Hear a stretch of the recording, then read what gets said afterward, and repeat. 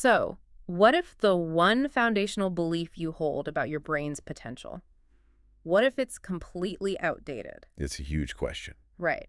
For decades, the conventional wisdom was that your intelligence quotient, your IQ, was basically fixed. Set in stone. By the time you're 18, maybe 25, that's it. But the data we've gathered for this deep dive it blows that idea wide open. It really does. When you even just look at history, the evidence against fixed intelligence is, well, it's overwhelming. Take Einstein. Albert Einstein, the very definition of genius, was considered slow as a child. His teachers actually worried about him. And Charles Darwin. Famously an average student, he just hated rote memorization. And then there's Thomas Edison. He was literally labeled unteachable. They're expelled from school, and yet these are the people who fundamentally changed our understanding of the world. Exactly. So the immediate question is, how does that happen? How do you go from unteachable to genius? Right.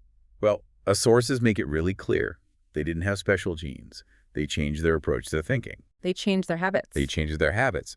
So our core mission today is to synthesize the research on 6 specific intentional habits that neuroscience confirms can actually increase your intelligence. By physically changing how your brain works. By changing how it processes, connects, and retrieves information. And this is critical. We aren't talking about quick mental hacks. No. We're talking about building a systemic approach, a genius system. Okay, let's unpack this and start with maybe the most counterintuitive idea of all. The one about how we consume information. We're jumping right into what we're calling the counterintuitive habits of cognitive input. Because we live in a world that just screams at you to consume more. Right. We think if we just watch one more documentary or listen to one more expert, read one more newsletter, we'll just absorb intelligence by osmosis. But the research points in the complete opposite direction. It does. Habit 1 is deep thinking without input. Which flies in the face of our entire modern digital life. It does. Because our sources emphasize that your brain gets sharper, not when it's absorbing, but when it's forced to generate ideas internally. Okay, but that sounds a lot like suggesting we just stare at a wall. I have to admit, when I step away from my phone, I don't feel brilliant. I feel restless. Or you think about your grocery list. Exactly. How does doing nothing make us smarter? That restlessness. Yeah. That's actually the feeling of growth. Yeah. When you stop consuming, you activate a critical neural system. It's called the default mode network, or DMN. The DMN. Right. And for a long time, researchers thought this was just, your brain being idle, downtime. But it's not. It's far from idle. The DMN is what handles your high-level abstract thinking, your imagination. And long-term planning, that kind of thing. That and connecting seemingly unrelated ideas. I mean, that's the very root of creativity. Is where real insight comes from. So it's the opposite of, say, when you're laser-focused on one task? Exactly. That's your task-positive network. If you're always engaging that by looking at a screen or reading, the DMN never gets the time it needs to.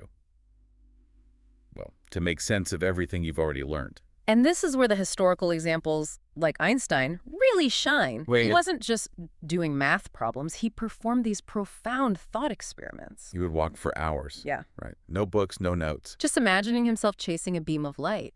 Or picturing how space itself bends. He was consciously engaging that DMN. So the takeaway, the smart habit from the sources, is simple, but it's really challenging for our culture. Daily thinking walks. Daily thinking walks. No phone, no music, no podcast. Just you and your thoughts. The sources say it feels boring at first, then uncomfortable. But that discomfort, that's the signal that your intelligence system is actually working. And that feeling of mental resistance, that friction. Yeah. It brings us perfectly to habit 2. Embracing cognitive friction. Yes. Struggle before help. Or what we call productive struggle. We are so conditioned to seek instant answers. I mean, Google gives it to you immediately. It feels so efficient. It feels efficient. But the brain imaging is crystal clear on this. When the answer is just delivered to you, it bypasses the deep neural pathways you need for long-term memory. And more importantly, for application. Exactly. So those quick solutions, they feel productive, but then they just vanish. The effort wasn't there to anchor them. But how do you overcome that impatience? I mean, if I struggle for 5 minutes, my instinct is just to look it up because I feel like I'm wasting time. You have to reframe what struggle means. The most intelligent people, they intentionally delay rushing to the answer. They know the frustration is the process. It's like resistance training for your brain. What's the perfect analogy? Your brain strengthens when it has to try, fail, adjust, and then try again. Every failure in that cycle forces it to reorganize what it already knows.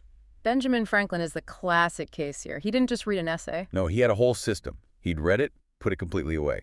and then try to rewrite the entire argument from memory in his own words. And only then would he compare his version to the original. He was using this struggle to find his exact intellectual weaknesses. So the research really mandates a commitment to resistance here. Yes. Before you ask for help, before you look up the answer, just write out your best attempt. Even if you know it's wrong. Especially if you know it's wrong. The struggle isn't a sign of low intelligence. It is the mechanism that builds it. Okay, so once you've struggled and you've generated your own thoughts, you need a system to clarify them. Exactly. And if we connect this to the bigger picture, it leads us straight into our second section, how we structure knowledge. And that starts with habit 3. Which is writing to think, not just to record. This is such a key distinction. Most of us take notes to store information, right? So we can remember it later. It's a storage mechanism. But the sources show that smart people use writing as a clarification device. They write for precision, not just for posterity. It forces your brain to slow down. It does. It forces you to find the gaps in your own logic. You could feel like you totally understand an idea in your head. Until you try to write it down in a coherent sentence. And suddenly it falls apart. But we're so optimized for speed. I mean, we can type 100 words a minute, but these studies from Princeton and UCLA say writing by hand is better for understanding. Is that really worth the time? It is, because that slowness is a feature, not a bug. Mm. When you write longhand, you're forced to synthesize and prioritize. You can't just transcribe everything verbatim. So the act itself is different. The sources call it thinking made visible. Generating those physical letters activates different parts of your brain. It strengthens the encoding process way more than just tapping keys. So the habit to build is a daily thinking journal, but not a diary. No, not what you did. Yeah. Focus on what confused you today. What idea still feels incomplete? Or what did you finally truly understand? Intelligence grows where thoughts are examined, not just collected. And that internal clarity is what enables the fourth habit, which is essential for applying intelligence in the real world. Building mental models. Exactly. High IQ people don't just collect facts. They understand the underlying systems, the principles that govern how things work. This is what Charlie Munger called the lattice work of mental models. It is. The goal is cross-domain learning. You study physics to understand cause and effect. You study biology to learn about adaptation. Psychology for human bias, economics for incentives. You're basically collecting the best tools from every intellectual trade. You are. Okay, but that sounds overwhelming. If I'm a software engineer, how do I practically start building a physics-based mental model without, going back to college? The trick is to focus on the concept, not on becoming a master of the domain. You're looking for the pattern. You're looking for the pattern. The real power is recognizing a system you learned in one field and applying it to a totally different one. This is called transfer intelligence. The ability to apply ideas in new contexts. That's it. And this is where polymaths like Da Vinci or Aristotle were just masters. They saw how the rules of fluid dynamics could inform painting, or how biology mirrored politics. And modern research confirms this, right? It shows that cross-domain learners have higher, fluid intelligence? Higher fluid intelligence. The ability to reason and solve problems in completely new situations. You just have more tools in your toolbox when the expected solution fails. So the action item is pretty simple. Every week, learn one core concept, conceptually, from outside your main field. And don't worry about the facts. Worry about the pattern. Your brain gets smarter when it learns how to connect the dots between things that seem unrelated. Which brings us to our third and final section, the foundational habits. We have to talk about brain maintenance. Yes, we've talked about how to take in and structure information, but none of it matters if the engine itself isn't maintained. And that starts with habit 5, deliberate memory training. Now, why is memory training a habit for increasing intelligence? I always thought of memory as just storage, and intelligence as the processing power. That's a common misconception. Memory is absolutely foundational. Here's why.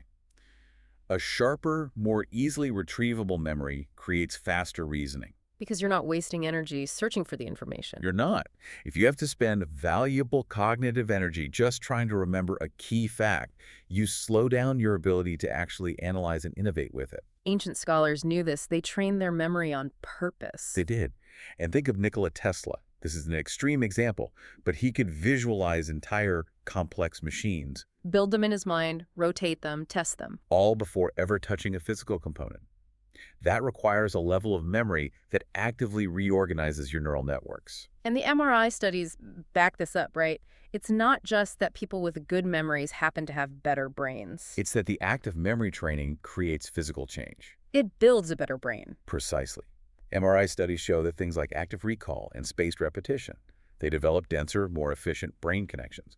You are physically making your cognitive highways wider and faster. So the habit here is simple. Recall before you review. Don't just reread your notes. Close the book. Put the notes away and try to explain the idea out loud. Or teach it to someone else. Memory is a skill that gets stronger under demand. It's not a static talent you're born with. Okay, and that brings us to the final habit, habit 6. And this is arguably the most important one, and the one we consistently sacrifice. Constantly. Protecting cognitive energy. This runs so counter to our hustle culture. It really does. The insight here is critical. Smart people don't think all day. They're strategic. They conserve their highest quality thought time for their hardest problems. You mentioned Darwin earlier. He didn't lock himself in a room for 18 hours. Not even close. Darwin worked 4 to 5 focused hours a day. That's it. The rest of his time was walking, resting, reflecting. He knew his deep thinking was a finite resource. And the warning in our sources about chronic stress and sleep deprivation it's pretty stark. What does stress physiologically do to our intelligence? It systematically degrades your prefrontal cortex. That's the part of your brain responsible for your executive function. Which is basically the CEO of your brain. It's the whole operating system. It governs planning, decision-making, work in memory, impulse control. If your executive function is under constant attack from stress or no sleep, your IQ, in practical terms, just plummets. You can't think clearly. You lose the ability to reason. And people think they can just power through it, but they're literally choosing to be less intelligent. The crucial point is this. Your brain doesn't upgrade during the hustle. It upgrades during recovery. It upgrades during deep sleep and genuine boredom. That's when the DMN processes the day, archives memories, and clears out all the metabolic waste. We have to stop seeing boredom as a weakness. It is cognitive recovery. Absolutely. The commitment here is non-negotiable. Prioritize deep sleep, move your body every day, get some sunlight, and allow for unstructured boredom. You have to protect the engine. Because it's the foundation for all the other habits? So to synthesize this whole deep dive for you, intelligence is not some innate talent or a fixed number. It's a system. One that you build. One that you meticulously construct. IQ doesn't go up because you consume more information. It goes up through intentional habits like embracing struggle and fiercely protecting your brain's energy that allow it to grow, connect ideas, and recover. So if you want to think clearer and learn faster, stop just collecting information. Start building these 6 habits into your daily routine. Start today. And now, here's the final thought we want to leave you with. Considering these 6 habits we've discussed, the thinking walk, productive struggle, writing to clarify, building mental models, deliberate recall, or protecting your cognitive energy. Which one of those is the single biggest bottleneck in your current routine? What's the one friction point that, if you eliminated it right now, would give you the greatest cognitive return? Think about that systemically until our next deep dive.